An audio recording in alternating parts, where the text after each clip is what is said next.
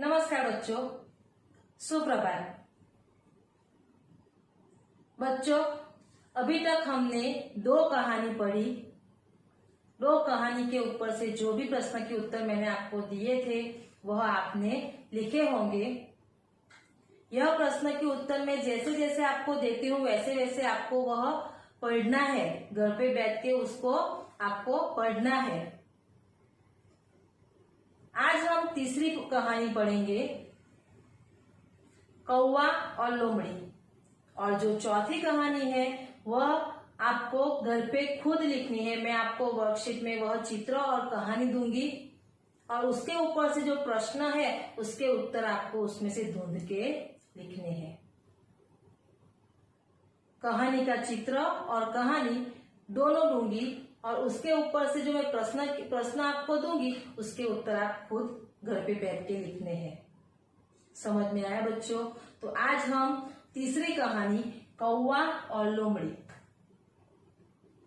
हम जब छोटे थे, पहली या दूसरी कक्षा में पढ़ते थे, तब यह कहानी आती थी।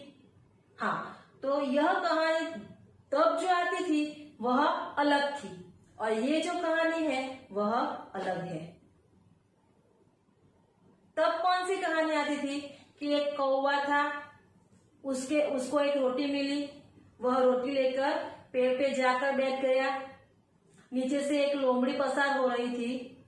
लोमड़ी ने कौवे के मुंह में रोटी देखी और रोटी देखकर वह ललचाने लगी। तो लोमड़ी फिर क्या करती है कि कौवे की झूठी प्रशंसा करती है। वो सोचती है कि चल मैं आज कौवे को मूर्ख बनाती हूँ और उसके मुंह से यह रोटी छीन के खा लेती हूँ। तो वह कौवे को मूर्ख बनाने के लिए क्या करती है, झूठी प्रशंसा करती है कि कौवा भैया आपकी आवाज बहुत मीठी है, आपकी आवाज बहुत सुरीली है, आप एक गाना गा के सुनाइए। तो कौवा उसकी बातों में आ जाता है। उसको लगता है कि लोमड़ी मेरी प्रशंसा कर रही है, वह मेरा गाना सुनना चाहती है। तो वह गाना सुनाने के लिए अपना मुंह खोलता है। मुंह में से वह रोटी नीचे गिरती है और वह मुंह खोल के काव काव करने लगता है। रोटी नीचे जा गिरती है। लोमड़ी वह रोटी लेके भाग जाती है। पहली और दूसरी कक्षा में हमने ये कहानी पढ़ी थी। ये कहानी, उस कहानी में कौवे को कैसा बताया है? मूर्ख बताया है कि वह झूठी प्रशंसा सुन के उसकी बातों में आ जाता है, तो उसे मूर्ख बताया है। लेकिन यह कहानी में कौवे को बुद्धिमान बताया है। तो चलो हम यह कहानी देखते हैं कि एक कौवा था। कौवे को एक रोटी मिली। वह रोटी लेकर पेड़ की डाल पे जाकर बैठ गया और रोटी खाने लगा। नीचे से एक लोमड़ी जा रही थी। लोमड़ी ने देखा कि कौवे के मुंह में रोटी है। वह रोटी देखकर उसके मुंह में पानी आ जाता है, उसका जी ललचाने लगता है। लोमड़ी सोचती है कि चलो आज मैं कौवे को मूर्ख बनाती हूँ, कौवे की झूठी प्रशंसा करती हूँ। तो उसकी झूठी प्रशंसा करने के लिए लोमड़ी क्या कहती है कि कौवा भैया आपकी आवाज बहुत मीठी है, आपकी आवाज बहुत सुरीली है, कुछ गाना सुनाइए ना, मैं आपका गाना सुनना चाहती हूँ। देखो लोमड़ी कैसी प्रशंसा करती है। क्यों? क्योंकि उसे वह रोटी चाहिए, इसीलिए वह झूठी प्रशंसा करती है। हम भी अपने घर में कई बार ऐसा करते हैं। किसी दोस्त की अच्छी चीज देख लेते हैं और वह चीज लेने के लिए अगर मम्मी पापा इनकार करेंगे तो क्या करते हैं हम? ऐसे ही मम्मी और पापा की झूठी प्रशंसा करते हैं कि ताकि आपको जो चाहिए वह मिल जाए। कौवा ये सुनता है। लोमड़ी जो कहती है वह कौवा सुनता है और कौवे को पता चल जाता है कि यह लोमड़ी की चालाकी है। क्यों? क्योंकि वह मुझसे रोटी पाना चाहती है, इसीलिए वह चालाकी कर रही है। तो कौवा भी क्या करता है? कौवा भी अपनी चोंच में से रोटी निकालता है और पंजे से पकड़ लेता है।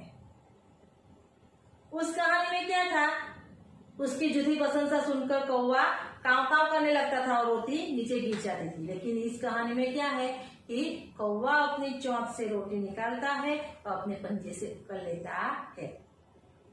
यह देखकर लोमड़ी आश्चर्यचकित रह गई कि ये क्या हुआ। यह कौवा तो बुद्धिमान निकला। लोमड़ी को पता चल गया कि मैं यह रोटी नहीं पा सकती और अपना सिर नीचे रखकर वहां से चली जाती है। तो देखो बच्चों, इस कहानी से हमें यह सीख मिलती है कि हमारे सामने कोई भी बड़ाई मारे या किसी के भी बड़ाई सुनकर उसकी बातों में हमें गुमराह नहीं होना चाहिए। આપણી સામે આવીને કોઈ મોટી મોટી વાતો કરી જાય, બરાબર, તો આપણે એ લોકોની વાતોમાં આવી જઈએ અને આપણી પાસે છે એ આપણે સ્વીકારતા નથી। એનાથી વધારે ઈચ્છા રાખીએ છીએ, વધારે વસ્તુ આપણને મળે એવી ઈચ્છા આપણે રાખીએ છીએ, પણ કોઈનું બંગલો જોઈને આપણી ઝૂંપડી પાડી ન દેવાય એવી કહેવત છે। तो हमें भी किसी की बड़ाई सुनकर हमें किसी की बातों में गुमराह नहीं होना चाहिए। तो समझ में आया बच्चों इस कहानी में? तो आगे हम इस कहानी में से जो प्रश्न के उत्तर है वह मैं आपको बोलती हूँ और फिर वर्कशीट में आपको लिखने हैं। तो पहला प्रश्न है, लोमड़ी ने कौवे को कहाँ देखा? कहाँ देखा था? तो लोमड़ी ने कौवे को पेड़ की डाल पर बैठा हुआ देखा था। दूसरा प्रश्न है, लोमड़ी ने किसे मीठा बताया? तो लोमड़ी ने कौवे की आवाज को मीठा बताया। देखो बच्चों, यहाँ पे अगर आप ऐसा लिखोगे कि लोमड़ी ने कौवे को मीठा बताया तो वह गलत होगा। लोमड़ी ने कौवे की आवाज को मीठा बताया। तीसरा प्रश्न है, लोमड़ी क्या देखकर आश्चर्यचकित रह गई? तो लोमड़ी ने जब अपनी चालाकी की और कौवे के पास से रोटी पाने की इच्छा की, कौवे को अच्छी अच्छी बातें कर रोटी पाने की कोशिश की, लेकिन कौवे ने क्या किया? तो कौवे ने अपनी चोंच से रोटी निकालकर पंजे से पकड़ ली। यह देखकर लोमड़ी आश्चर्यचकित रह गई। इसका उत्तर क्या आएगा कि कौवे ने रोटी चोंच से निकालकर अपने पंजे से पकड़ ली। यह देखकर लोमड़ी आश्चर्यचकित रह गई। आगे, कौवा और लोमड़ी कहानी से हमें क्या सीख मिलती है? तो कौवा और लोमड़ी कहानी में से हमें यह सीख मिलती है कि कभी भी किसी की बड़ाई सुनकर उसकी बातों में हमें गुमराह नहीं होना चाहिए। तो देखो बच्चों, कहानी क्यों होती है? तो कहानी में से हमें कुछ ना कुछ सीख मिलती है। तो आज हमने ये हमारी आखिरी कहानी की है जो होमवर्क वर्कशीट में मैं आपको देने वाली हूँ। वह आपको चौथी कहानी खुद लिखनी है, उसके ऊपर से प्रश्न के उत्तर भी आपको लिखने हैं। क्यों मैं आपको घर पे लिखने के लिए दे रही हूँ? ताकि आपकी प्रैक्टिस हो। अगर परीक्षा में कहानी पूछी जा सकती है तो आप फिर अपने हिसाब से आप लिख सकते हो। समझ में आया बच्चों? यहाँ हमारा पहला पाठ यानी कि कहानी वाला पाठ खत्म होता है। नेक्स्ट पीरियड से हम व्याकरण स्टार्ट करेंगे। व्याकरण की आपको अलग से नोट नहीं बनानी है। जैसे 5वीं कक्षा में हम लिखते थे वैसे ही आपको 6ठी कक्षा में लिखना है। Thank you. Stay home, stay safe.